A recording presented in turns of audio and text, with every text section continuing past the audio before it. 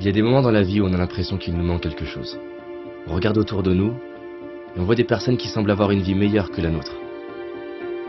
Plus riches, plus intelligents, plus chanceux, plus heureux. Ils ont moins de problèmes que moi. Leur vie semble plus facile.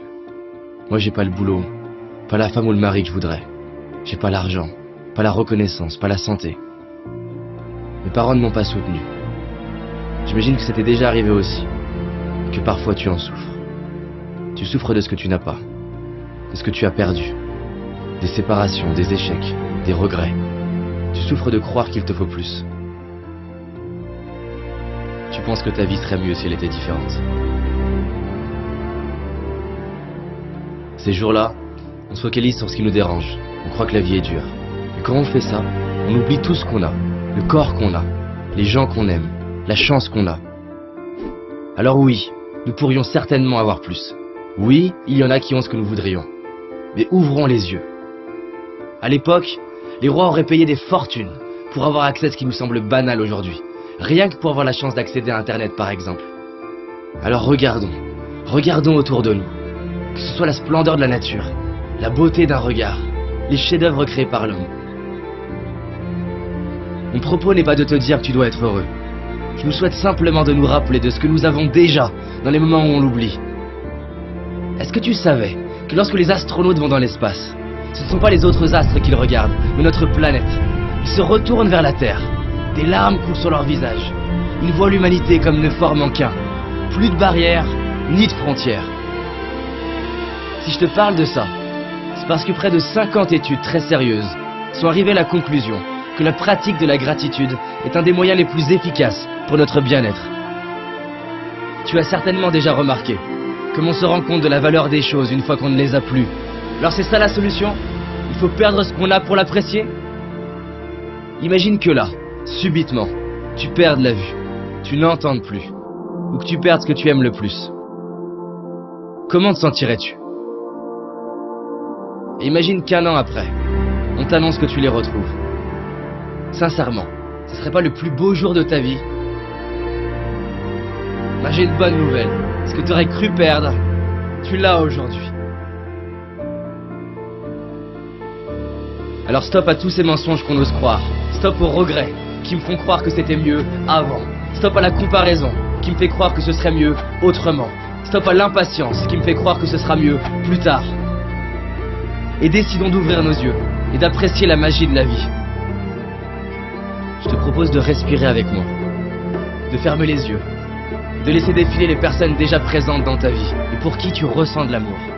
Prends le temps de voir leur visage, leur expression bien à elles, leur regard, le son de leur voix.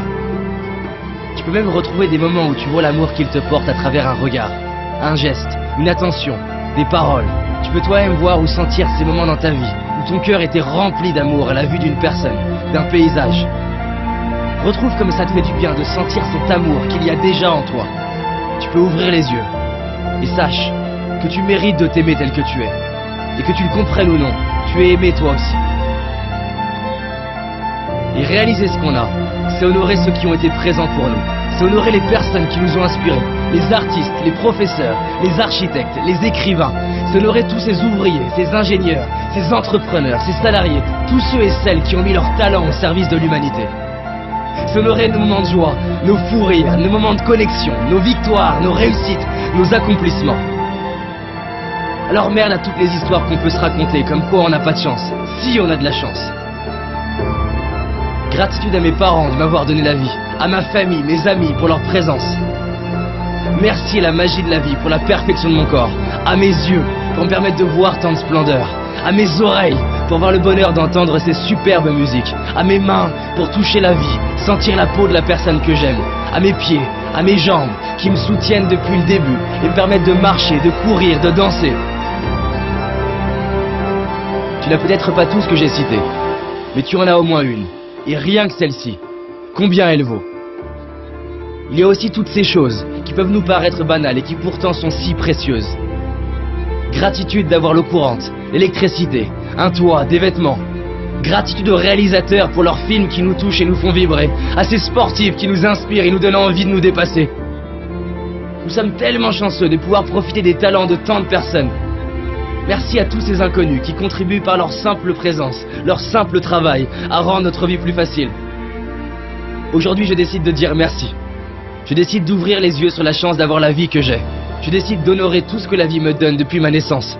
Je décide de vivre, comme si chaque jour je venais de récupérer ce qui est le plus cher pour moi. Et toi, s'il te restait 24 heures à vivre, qu'est-ce que tu ferais? Les gens répondent souvent qu'ils réaliseraient la chance qu'ils ont. Et ils diraient à leurs proches combien ils les aiment. Pourquoi attendre le dernier jour de notre vie? Alors décidons de profiter de notre vie maintenant, d'ouvrir nos cœurs et de dire merci. Maintenant. Merci.